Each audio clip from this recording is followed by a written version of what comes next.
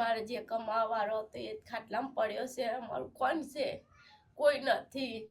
ક્યાં લઈને જો આવી હાલત મારા ઘરવાળાને, જે કમાવાળો હતો એ મારો સહારો હતો, અત્યારે કોણ છે? કોઈ નથી. હેલો દોસ્તો, અત્યારે અમારી સાથે હિમાંશુભાઈ છે અને અમારા મિત્ર છે, અને કહેવાય કે એમના વાઈફ કેન્સર હોસ્પિટલની અંદર નર્સનું કામ કરે છે, અને એમને એક આ ફેમિલીની જાણ અમને કરી છે કે એમને ખરેખર જરૂરિયાત છે. માત્ર નાનો રૂમ છે પતરાવાળી, અને ભાઈને મોઢાનું કેન્સર છે, અને એમને માટે રૂબરૂ મળવા માટે આવ્યા છીએ. અને એમના પત્ની છે, એમને નાના નાના 2 બાળકો છે, અને આવી હાલાતોને ધ્યાનમાં રાખીને એમના માટે મળવા માટે આવ્યા છીએ, અને એમની સાથે વાતચીત કરીશું શું તકલીફ છે અને કઈ રીતના પોતાનું જીવન જીવે છે.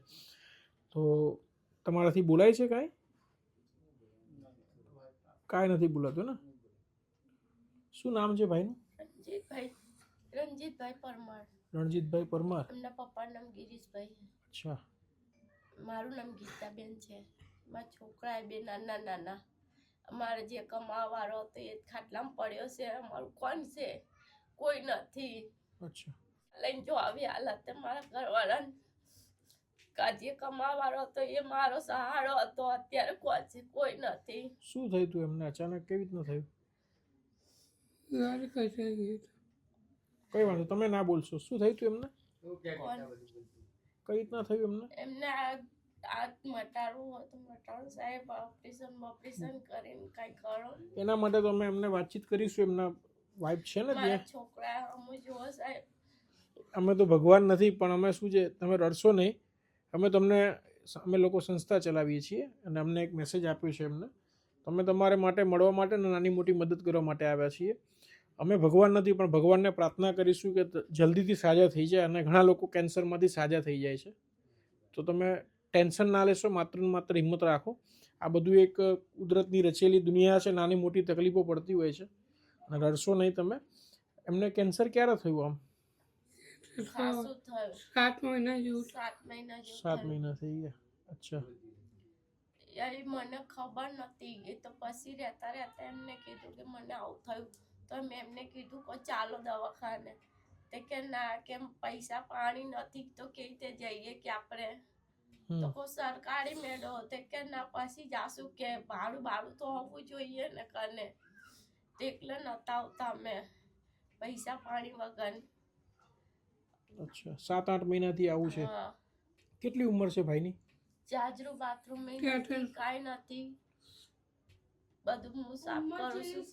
ઉંમર કેટલી? 33 વર્ષ. તમારી ઉંમર કેટલી બેન? 25. અચ્છા. કેટલા વર્ષથી અહીંયા રહો છો? મકાન તમારું પોતાનું છે? પોતાનું. અચ્છા.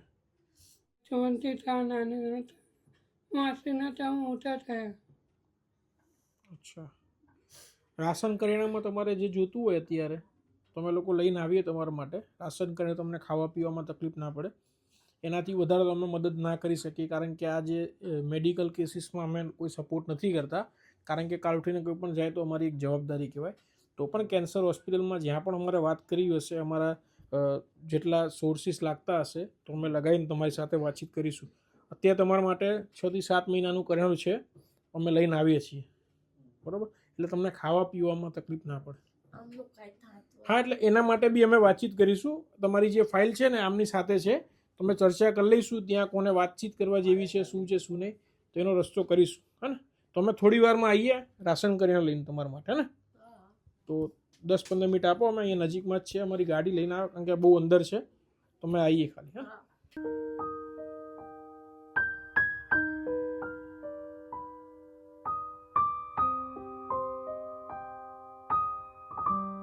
તો બેન, આ 6-7 મહિનાનું કરિયાણું છે.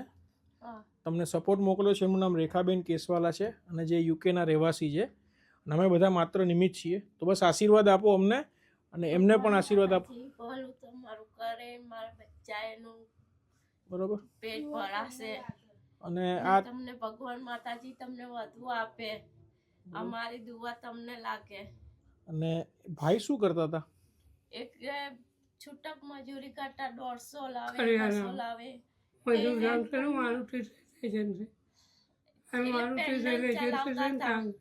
આવું બધું ફેરા મારતા હતા. 150 લાવે, એ રીતે ઘર ચલાવતા હતા અમારો. ઘરમાં એમને બેન છોકરા- તમને એમને મોઢામાં આવી રીતના ચાંદી પડી હશે ને પહેલા તો ડાયરેક્ટ તો હા. કેન્સર નહીં થયું ના ચાંદી પડી હતી. તો ત્યારે તમે બતાવવા ના ગયા હા પહેલી વાર ના ક્યાંય ગયા નથી મટી ગયું બતાવવા. તું પછી આ મટી ગયેલી પાસી ઊભી થઈ છે એમને. અચ્છા હું થઈ રહ્યો લુગડું રાખ ને. એટલે તમે બધી એમની સેવા કરતા હશો આ દવા ને આપ્યું છે ને એમની હા રોજ દવા લેવાની હશે અત્યારે સિવિલ હોસ્પિટલની ચાલતી હશે ને અત્યારે દવા એ જ ચાલે એ જ ચાલે છે. સવારમાં જ લઈને આવ્યા દવા ત્યાંથી. લાઈટ તો તમને આ લોકો બાજુવાળા બેન છે એમને તમને કરી દીધી ને લાઈટ અત્યારે તો હા અચ્છા અને શું કહેવાય તમારા સગા સંબંધીઓ કોઈ આમ હા? ભાઈના સગા સંબંધી કોઈ નથી ના, તમારા ના, આવતા જ સસરા નથી એના ને. છે દિયર એ છૂટક મજૂરી એમના આપે. માસી માસી એમને પુરસનપુરમાં રહે એ છે. ઈશનપુર રહેશે અહીંયા નથી રહેતા. એમને સવારે હા. જાય ગયા. એમને માસી સાસે. હમ. કશો વાંધો નહીં બેન અત્યારે જે સપોર્ટ તમને મોકલ્યો છે રેખાબેન કેસવાલા છે અને અમે લોકો બધા માત્ર નિમિત્ત છીએ અમે કોઈ ઉપકાર નથી કર્યો બસ આ વિડીયોના મારફતે લોકો અમને સપોર્ટ મોકલે છે અને અમે માત્ર તમને સપોર્ટ માટે આવ્યા છીએ તો તમારા 6 મહિના 7 મહિના અત્યારે શાંતિ બરાબર ખાવા પીવાની અને છોકરાઓનું તમે ધ્યાન રાખજો અને કેન્સર હોસ્પિટલ માટે છે ને બીજી એક NGO છે જે કરુણાલય કરીને અહીંયા સિટીમાં એનો નંબરને તમને આપું છું ત્યાં કેન્સરના ઈલાજ નથી થતા ને એવા લોકોનું ત્યાં એ લોકો સાર સંભાળને રાખે છે તો હું એનો નામ નંબર તમને આપું છું એટલે તમારે એનાથી શું છે કે જે તમને ત્યાં સારવાર મળે નાની મોટી બાકી આના ઈલાજ માટે અમે કોઈ મેડિકલ કેસમાં નથી પડતા પરંતુ તો પણ અમે અમને કાલ પણ હજી ડૉક્ટરને તપાસ કરશે વાતચીત કરશે કેન્સરમાં શું છે શું નહીં તમારા રિપોર્ટને ફાઇલને બધા ફોટા એમની જોડે છે તો ફરીથી કદાચ કંઈ હશે તો મારા બચ્ચા એના લીધે સાહેબ.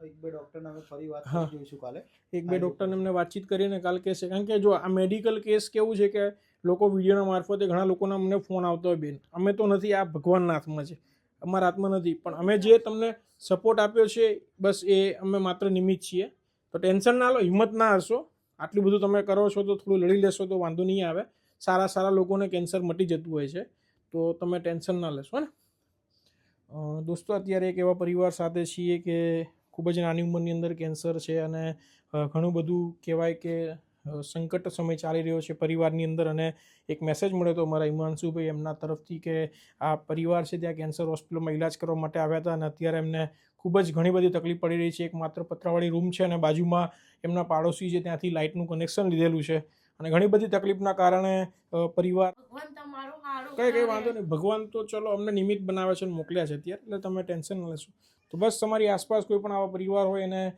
અમારા સુધી પહોંચાડજો જેથી અમે એના પરિવાર સુધી પહોંચી નાની મદદ કરી શકીએ ખાસ કરીને રેખાબેન કેસવાલા જે યુકેના રહેવાસી છે એમને કીધું હતું કે કોઈ એવા પરિવારને મદદ કરજો માત્ર અમે નિમિત્ત છીએ સુંદર મજાનું કામ અમદાવાદની અંદર કરી રહ્યા છીએ આપ સૌના સાથ સપોર્ટથી તો આશીર્વાદ આપજો અને આ વિડીયોને વધુને વધુ લોકો સુધી શેર કરજો જય હિન્દ જય ભારત